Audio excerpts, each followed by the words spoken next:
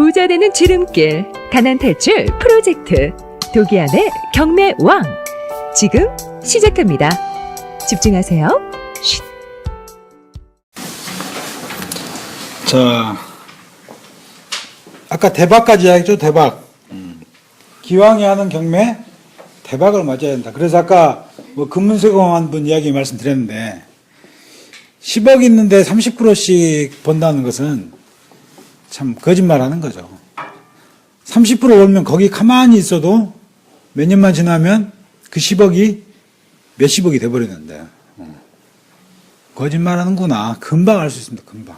근데 그런 분들이 와서 경매에서 한 10배에서 15% 번다고 하니까 애게 이러고 있어요. 애게. 근데 은행금리 말씀드렸죠? 10에서 15% 버는 거는 기본입니다. 기본. 기본 축에도 사실 안 끼는 거야.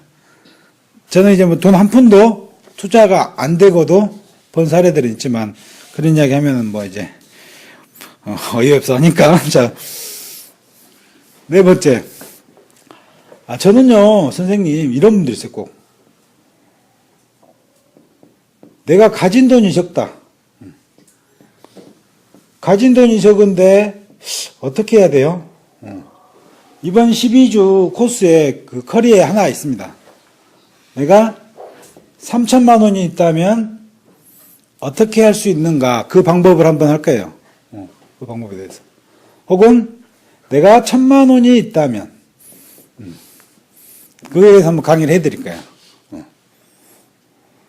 내가 뭐 30억이 있다면, 이런 분은 뭐 아까 제 형님 빼고 없잖아요.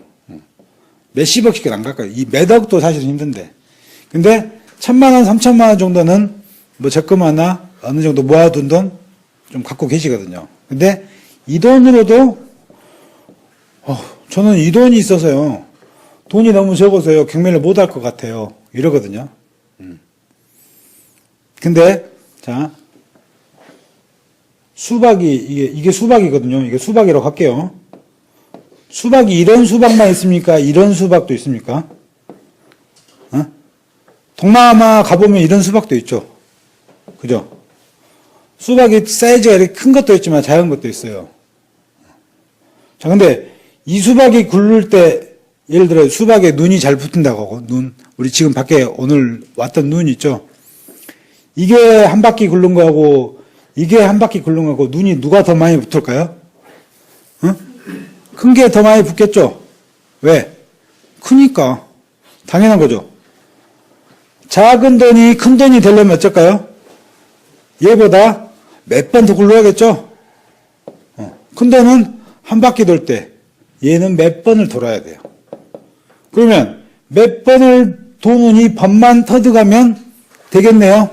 그쵸? 그거를 이제 자금 운용법이라고 해요. 자금. 내 돈을 어떻게 안전하게 돌리느냐. 어떤 물건을 샀는데 아까도 말씀드렸지만 저기 무등산 산중턱에 있는 임야를 사면 그게 수익이 나요, 안 나요? 안 나죠? 근데 저기 전대 앞에 있는 한 9평짜리 원룸이야. 그 원룸을 경매를 하나 했어.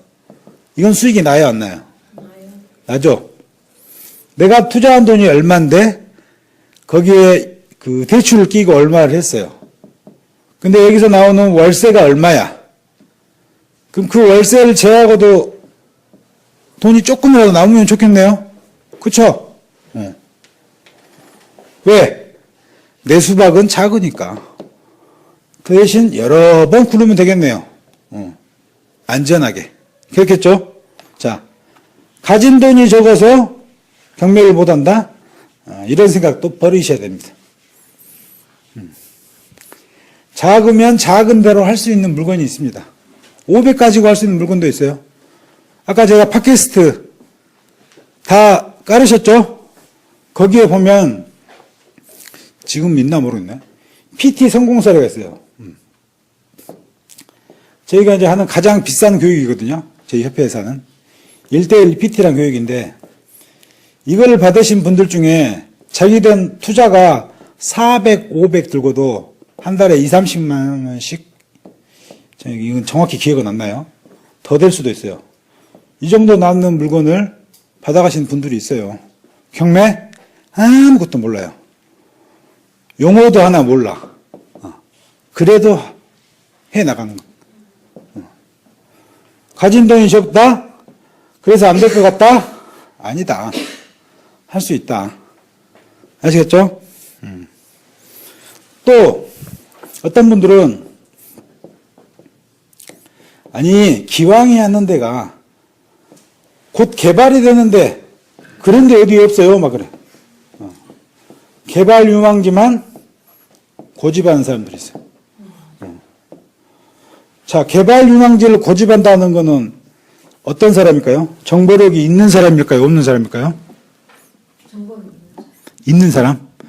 개발 유망지만 고집하는데? 정보력이 있는 사람은 저기가 개발이 돼. 얘가 개발이 되는데 대한민국 국민이 5천만 명이에요. 4천 몇백인가? 하여튼 5천만 명이라 치고 5천만 명 중에 자기는 1%에 속할까요? 못할까요? 여기가 개발이 되는 걸 알고 있는 사람. 1%에 속한 사람 어떤 사람이야? 굉장히 고급 정보를 가지고 있는 사람이죠. 근데 우리가 아는 정보는 어떤 거냐면 신문에 나와. 신문에. 그리고 뉴스에 나와.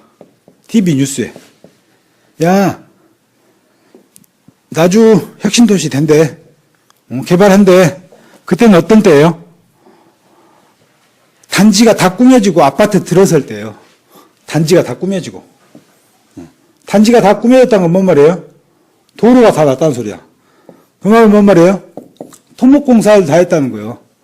여기가 맹땅이었는데 땅을 뭐 메꾸든 깎든 해가지고 사람이 살 수 있게끔 해놓은 거야.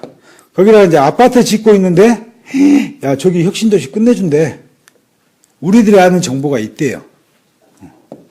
토목공사 하고 있을 때나. 토목공사 하고 있을 때 한 사람은 그나마 정보력이 빠른 사람이에요. 뭐 여기를 한 번이라도 가본 사람이고. 혁신도시가 된다고 했어요? 안 된다고 했어요? 처음에? 안 된다고 했어요. 한다고 했다가.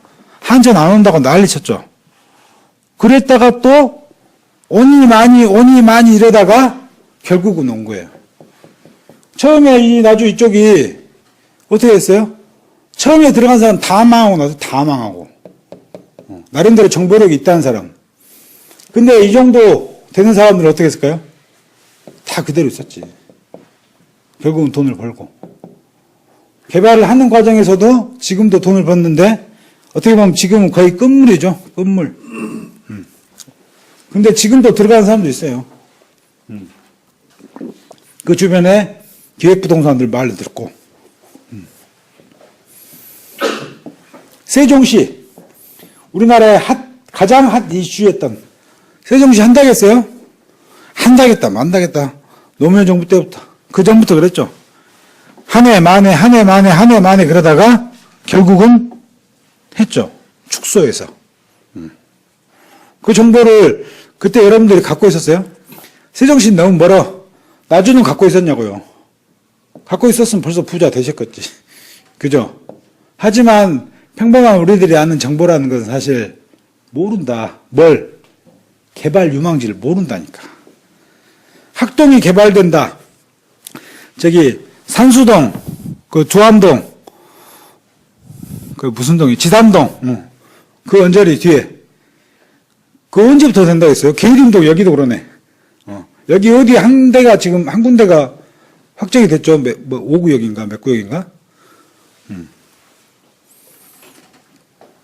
저 고등학교 때부터 개발한다고 그랬어요, 여기. 고등학교 때부터 25년 막 20 몇 년 전에. 학동도 그랬어요. 근데 이제 겨우 그 하나 아파트 들어서고 있잖아요. 개발 유망지 모른다니까요. 저도 몰라요. 부동산에 관련된 뉴스, 신문 열심히 보는 저도 잘 몰라. 왜? 거기에 나왔을 때는 이미 어떻게 돼? 이미 개발하고 있어. 아니면 이렇습니다. 나주 같은 경우도 그래요. 이거 된다? 라는 신문 보도나 뉴스는 이거 되기 아주 오래전에 왔어요. 할랑말랑 할 때. 근데 그때 그 정보를 보고 들어간 사람은 돈에 여유가 있는 사람들이나 들어간 거지. 여기 땅을 샀어도 이 땅에 대한 이자를 물고도 생활할 수 있는 사람들은 버텼어요. 제 고등학교 선배가 수안지구 아시죠? 수안지구 그 수안지구대 그 옆에 거기 술집 많이 있잖아요. 거기를 맨 초창기에 들어간 사람이 제 선배예요. 필지를 세 필지를 샀대요. 근데 개발이 안 되는 거라 초창기에 들어가서 이자 열심히 찍다가 아이고 야 힘들다 하고 겨우 팔고 나왔어요. 손해 약간 보고. 나름대로 그분은 건설회사 다녀가지고 정보가 있다고 해서 들어갔던 거야. 근데 금방 개발된다 하다가 안 돼. 이자 메꾸다가 결국은 나왔어요. 나오고 조금 있으니까 됐네. 조금 있으니까 됐어, 이게. 시작했어. 자, 보통 어떻습니까, 일반 사람들이? 내가 팔면 주식도 오르고, 집을 내가 팔면 또 오르고, 땅도 팔면 올라. 이상하게 내가 팔면 그래. 남들은 안 그런 것 같은데. 근데 그 남도 여러분하고 똑같은 사람이에요. 못 버텨. 큰 자본에는 못 버티는 거예요, 결국. 개발 유망지 몰라요. 알고 들어간 사람도 못 버티고 나온다니까. 자, 그러면 개발 유망지를 고집을 해야 된다, 안 해야 된다? 안 해야 된다. 왜? 개발될지 안 될지도 모른다니까요. 20년씩 됐는데 아직도 안 되고 있잖아. 개발할 줄 다 알고 집에 가보면 다 쓰러질 것 같아. 그런데도 몰라.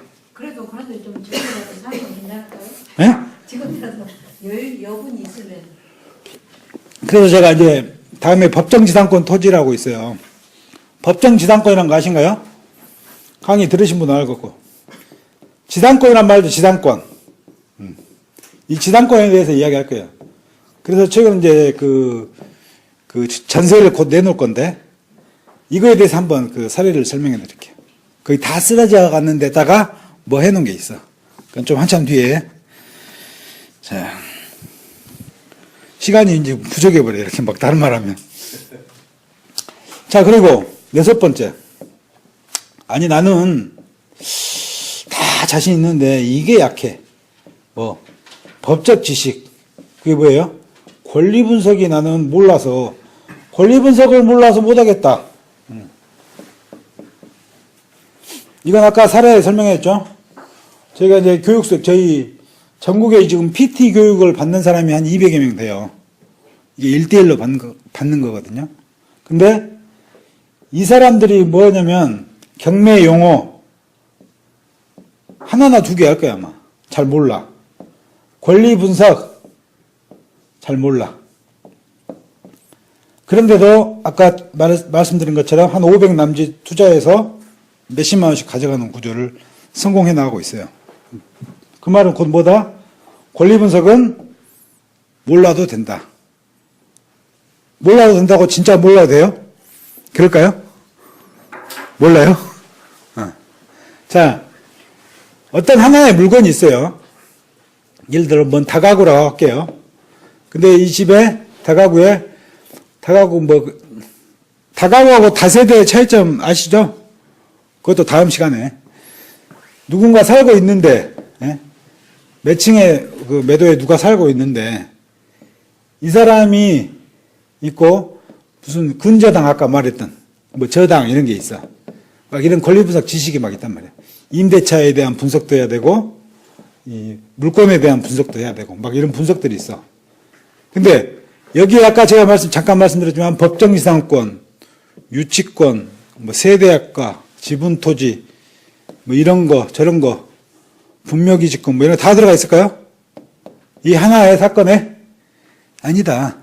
이 하나의 사건에 들어가 있는 법적인 지식이라고 해봐야 꼴랑 2개 내지 3개. 이것도 많은 거야. 통상 한두 개야.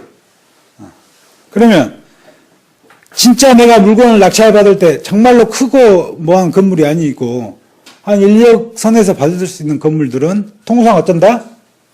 이거 잘 몰라도 된다. 왜? 그거 하나만 알면 되니까. 정말로 권리 분석을 하는 목적이 뭐냐면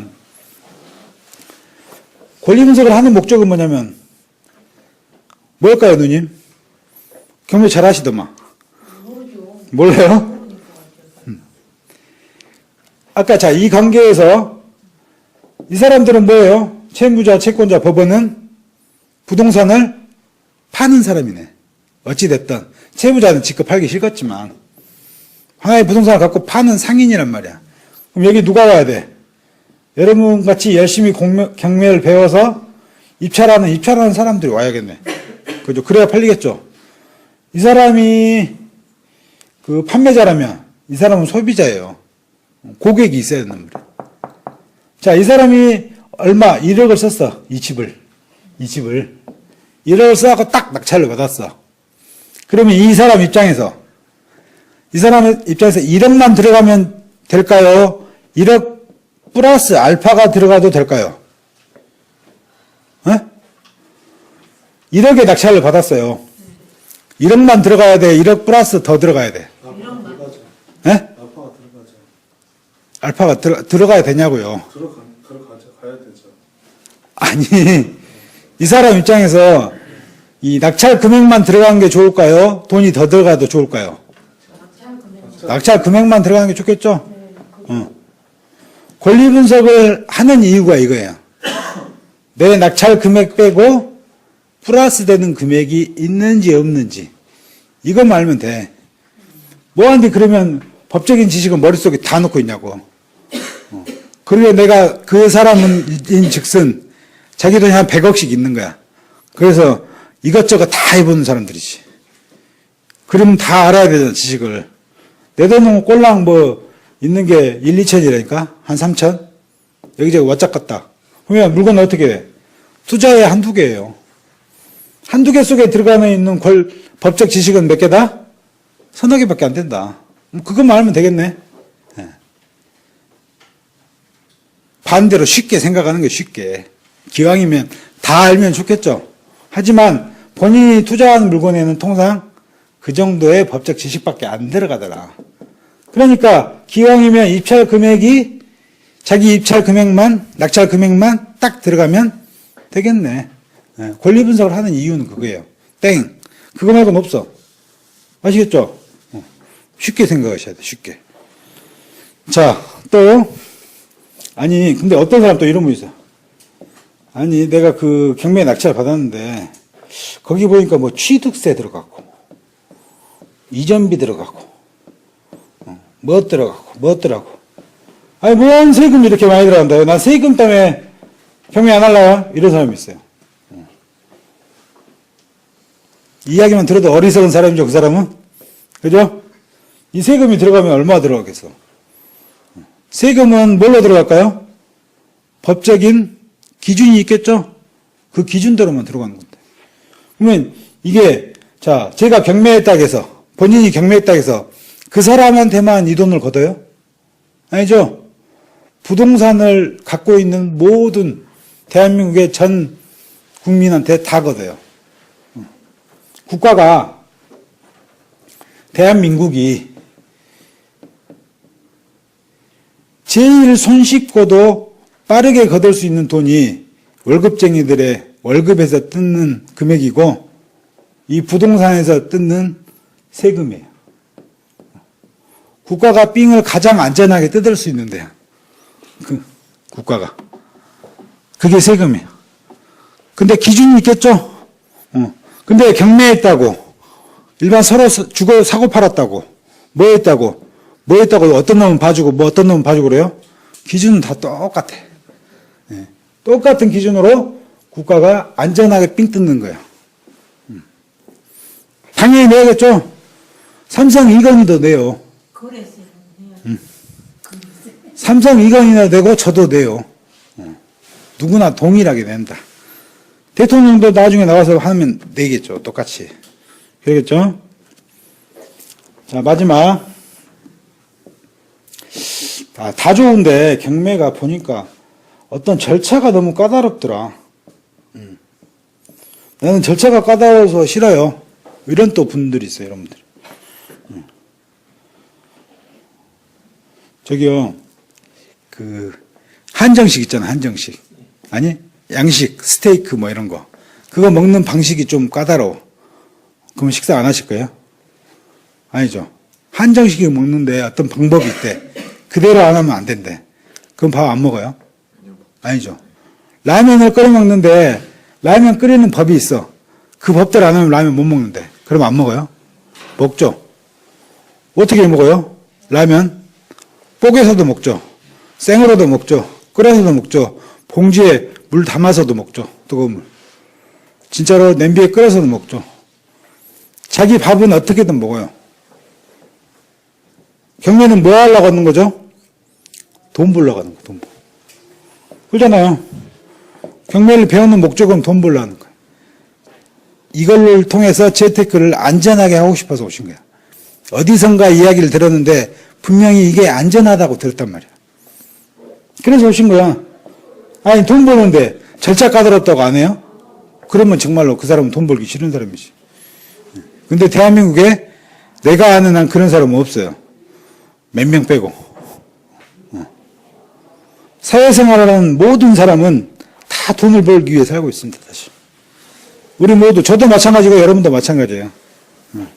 돈을 안 벌려면 뭐하게 와 있어, 여기. 여기 오신 목적은 뭐냐면 돈 버는 방법을 뭘 통해서? 경매를 통해서 배우러 오신 거예요. 그러니까 절차 까다롭다, 뭐하다 이런 이야기 하실 필요 없어요. 까다로우면 까다로운 대로 해야지. 왜? 안전한데. 주식은 어떻게 돼요? 주식에서 주변에 돈 번 사람 혹시 있어요? 있다는 분. 주변에 돈 번 사람 있어요? 얼마나 벌었어요? 아, 많이. 지금도 벌고 있어요? 나중에도 번대요? 벌었다가 안 벌었다 그죠? 지금 여기 지금 몇 분이 앉아 계시죠? 한 15분 되죠? 딱 한 분 있네, 한 분. 주식에서 돈 벌었다. 펀드에서 돈 벌었다는 분. 그분이 펀드도 했겠네. 그죠? 아, 펀드는 안 하고.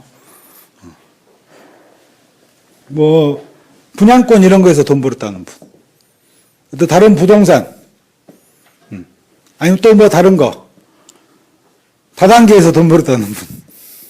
뭐 노름에서 돈 벌었다는 분. 그런 분 없죠, 별로. 주식에서 돈 번 사례가 사실 별로 없습니다.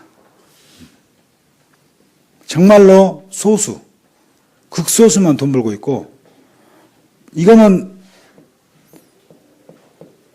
경매에는 부동산도 있고 동산도 있어요. 사이트를 검색해 보시면 자동차 이런 거 있죠? 선박, 무슨 화물 자동차, 무슨 선반 기계, 무슨 공작 기계, 그런 것들도 다 있어요. 어디, 호텔 회원권, 골프 회원권, 뭐 그런 것도 있습니다. 그런 것도 근데, 예, 그런데 우리가 주로 취급하는 건 뭐죠? 부동산. 부동산은 어떤다? 안전자산. 가장 대한민국에서 부자들이 가장 많이 갖고 있는 게 뭐죠? 부동산이야. 가장 안전해. 대한민국이 생긴 이래 지금까지 부동산이 떨어져 본 적은 딱 한 번 있어요. IMF 때. 또 한 번 있네. 6.25 때. 전쟁 나거나 엄청난 국가가 부도날 정도 아니면 안 떨어졌어요. 계속 가격이 올랐어요. 저 선생님, 저는 5년 전에 아파트 샀는데 지금도 똑같은데요, 그 가격? 자, 5년 전에 1억 주고 산 아파트가 지금도 1억이라고 가치가 하락했대요. 맞아요? 안 올랐다고 말해. 물가는 어떻게 됩니까? 물가는 계속 오르죠. 그러면 이게 돈을 번 거예요? 안 번 거예요? 이거를, 제가 말씀드리면, 예를 들어 은행에 돈을 넣어놨어요. 그럼 어떻게 될까요? 이 돈이 줄어들어요? 늘어나요? 5년이 지나도록? 근데 부동산이 1억인데 제가 5년이 지났는데도 지금 시세가 1억이에요. 그러면 어떻게 하면 돼요? 안 팔면 되지. 그죠? 안 팔면 돼. 근데 제가 너무 힘든데요? 지금 당장 돈을 써야 돼요. 그러면 어떻게 돼요? 싸게 팔아야겠네, 조금. 근데 다른 어떤 자산에 비해 이 떨어진 폭이 많을까요? 클까요? 적을까요? 적겠죠. 부동산은 그렇게 안전자산이에요.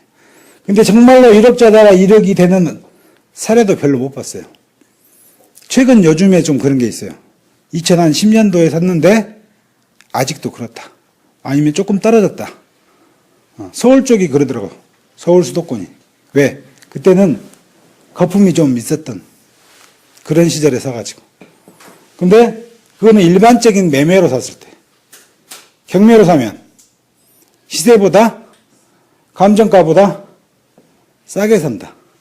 근데 요즘 광주, 특히 또 어디 지역인지 기억이 안 나는데 광주 쪽이 특히 그래요. 광주 쪽 아파트가 낙찰가가 거의 100%를 넘더라고요. 100%를 넘으면 사야 돼요, 안 사야 돼요? 경매로?